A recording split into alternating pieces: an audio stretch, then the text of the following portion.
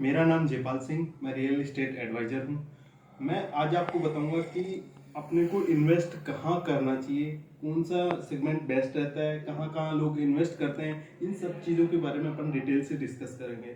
सबसे पहले मैं बताना चाहूँगा कि इन्वेस्टर होते कौन है।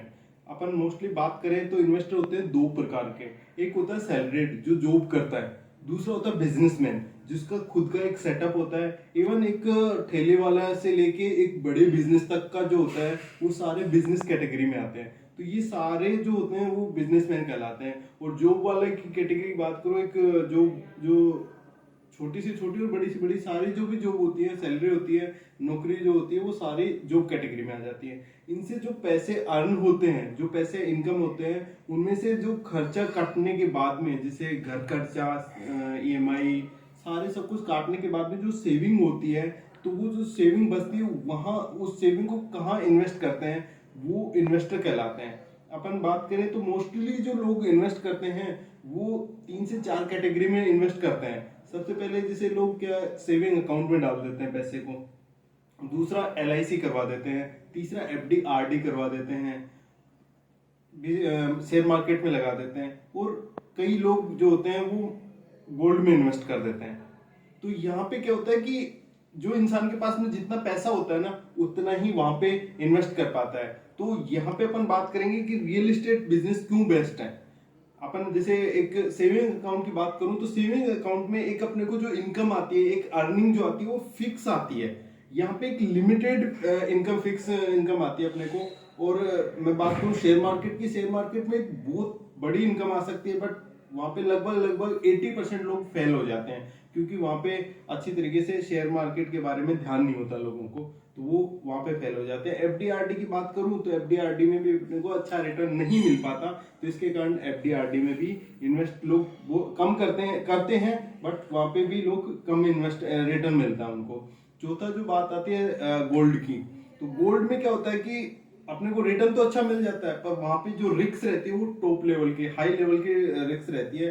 वहां पे क्या होता है कि लोगों को जो गोल्ड खरीदते हैं ना, तो उसको गुमने का, चोरी होने का सारा सब कुछ डर रहता है। और यदि अपन कहीं पे गिरवी रखते हैं तो वहां पे भी अपने को इंटरेस्ट देना पड़ता है। मतलब अपने तिजोरी में रखते हैं तो तिजोरी में भी अपने को सोने की इंटरेस्ट देना पड़ेगा, तो वहां पे भी वो सेफ नहीं है। तो अपन अब बात करें कि रियल एस्टेट ही बेस्ट क्यों है, तो रियल एस्टेट में अपन जैसे देखते हैं, आज से नहीं, अपन कभी भी कहीं से भी उठा के देख लीजिए, आदिकाल से उठा के देख लीजिए, जमीन का जो काम, जो पैसा होता है ना, वो अपने को हमेशा ग्रोथ ही देता है। जैसे आज अपन ने कोई भी प्लॉट खरीदा या जमीन खरीदी, तो वो अपने को अच्छी इनकम देगा। शर्त ये होनी चाहिए कि वो एक अच्छी लोकेशन में होना चाहिए, और एक अच्छी उसकी जो बैकग्राउंड, उसकी जो लीगलिटी होती है ना, वो क्लियर होनी चाहिए। यदि वो लीगल और क्लियर हुआ तो वो प्लॉट अपने को एक अच्छी इनकम देके जाएगा और एक बेस्ट रिटर्न देके जाएगा। अपन कंपेयर करें तो जैसे अपन जो 4-5 जो पॉइंट बताया था मैंने, उन पॉइंट में और रियल एस्टेट में इनमें कंपेयर करते हैं, तो सबसे इंपॉर्टेंट होता है कि जैसे अपन सेविंग अकाउंट में अपने पास जितना पैसा होता है उतना ही अपन वहां पे सेव कर सकते हैं। एफडीआरडी में अपने पास जितना पैसा होता है उतना ही लगा सकते हैं। शेयर मार्केट में भी अपने पास जितना पैसा होता है उतना ही लगा सकते हैं। बात करूं मैं गोल्ड की, तो गोल्ड में भी अपने पास जितना सेविंग होती है उतने की ही अपन वहां पे गोल्ड खरीद सकते हैं।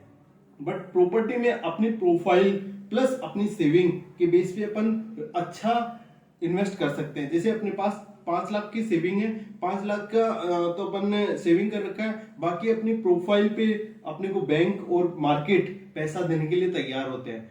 हर इंसान की एक प्रोफाइल होती है जिसपे लोग खर्च करते हैं। जैसे आज मैं टाटा, बिरला, अंबानी वगैरह की बात करूं तो लोग इन पे ट्रस्ट करते हैं, लोग इन पे इन्वेस्ट करते हैं, और वहां पे उनको पता है कि वो कैसे मतलब उनको पूरा ट्रस्ट होता है कि अपने को अच्छा रिटर्न देके जाएंगे, और वहां पे लोग उनके ऊपर पैसे लगाते हैं। सेम हर इंसान की एक प्रोफाइल होती है, तो उसी प्रोफाइल पे लोग market, share market, sorry, bank और मार्केट अपने को पैसा देता है, और उसी पैसे के जरिए अपन एक प्लॉट खरीद के एक अच्छी इनकम अर्न कर सकते हैं। जैसे अपन आज 5 लाख की अपनी सेविंग थी, और अपन ने 20 लाख, 25 लाख, 30 लाख का लोन लेके और एक प्लॉट खरीद लिया 35 लाख का। अपन 25 30 जो भी है वो खरीद लिया।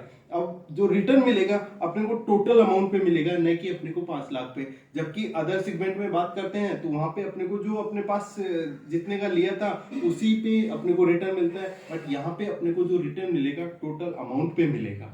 तो इसी चीज के बारे में अपन बारीकी से डिस्कस करते हैं, तो वो अगले वीडियो में अपन डिस्कस करेंगे। Thank you.